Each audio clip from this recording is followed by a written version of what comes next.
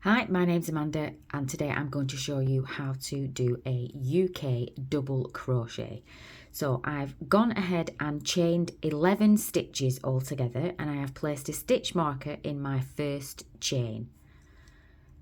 So what you want to do is we are going to work back along this row. So the chain on your hook does not count.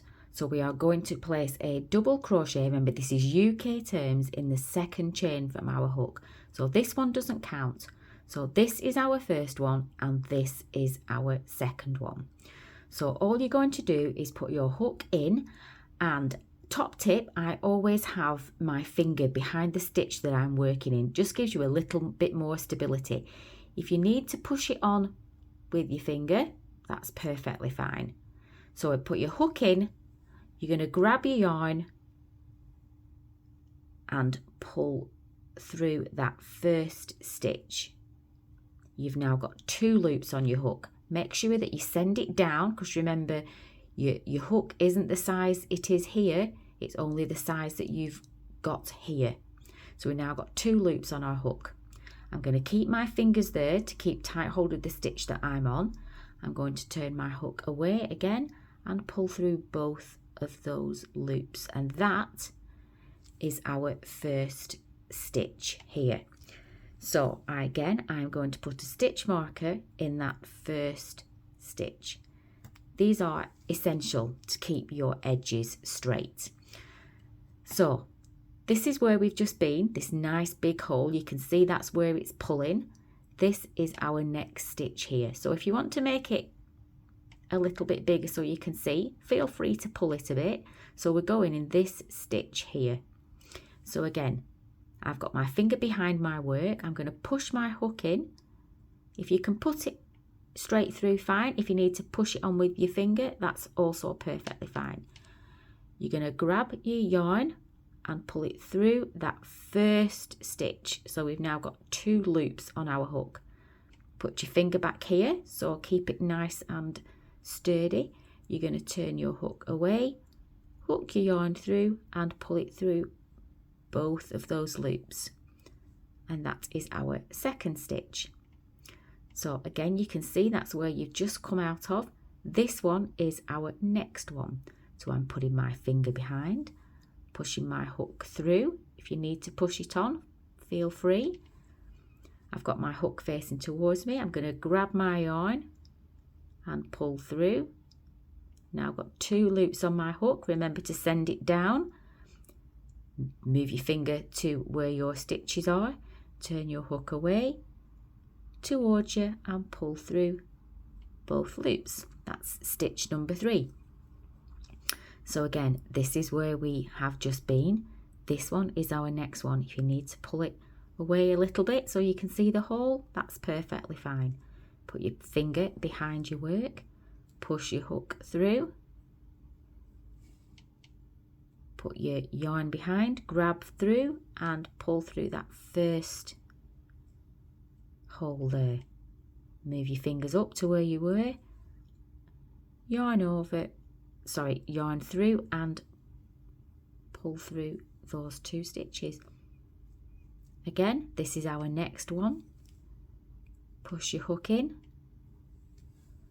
grab your yarn, pull it through that first one, push it down, move your fingers along, grab hold, twist it towards you and pull through 2. Again, this is our next one. Put your hook in, pull it through that first stitch. So you've got 2 loops on your hook. Move your fingers and that's your next stitch. So if you work your way across to the end, this is where stitch markers are absolutely invaluable, because when you get to the end, it can be a bit tricky to see where your last stitch is. But because you placed a stitch in your first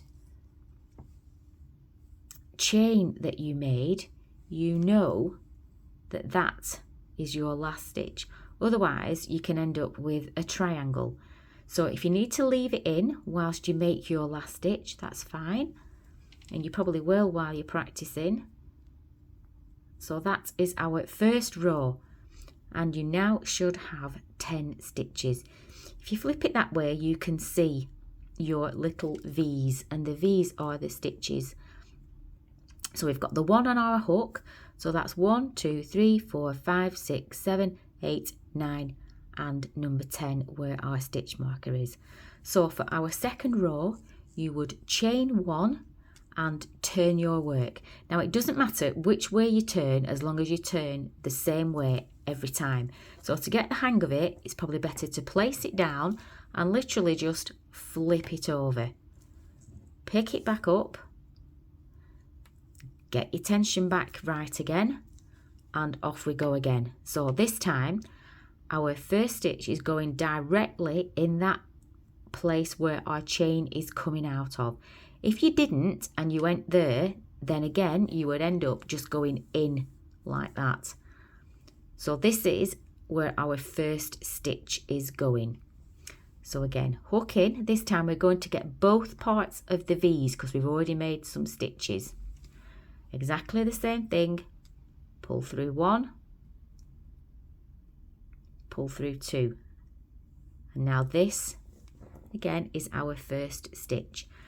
So I would use another stitch marker to put in there. I always keep the beginning row in, never take that out. So next time, if you see, you've got all these V's here. So this one is our next stitch. So it goes in there. Again, if you need to push it on with your finger, feel free. Pull through 1, got 2 loops on your hook, pull through 2. Again, you can see that hole there, but if you need to turn it that way, you can see where you're going. But this is the hole that we're going into. Put your hook in, pull it through 1, 2 loops on your hook, and again, that's our next one. Through 1 and through both, and you're going to carry on again till you get to the end, and you will know where your last stitch is because that is where your stitch marker is. So I'm just going to speed up a little bit to get to the end. You have to do lots of counting in crochet. So I've got 2 more there. I know this is my last stitch because that's where my stitch marker is. So again, if you need to leave it in while you put your hook in, feel free, or if you can take it out if you know where you're going. Let's just sort that out again. We are going in there. And if you want to give it a count, you will have 10.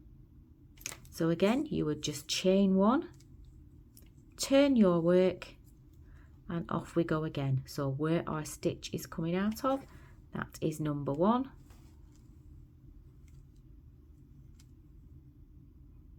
And put your stitch marker in.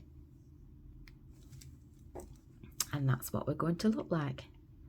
Thanks for watching.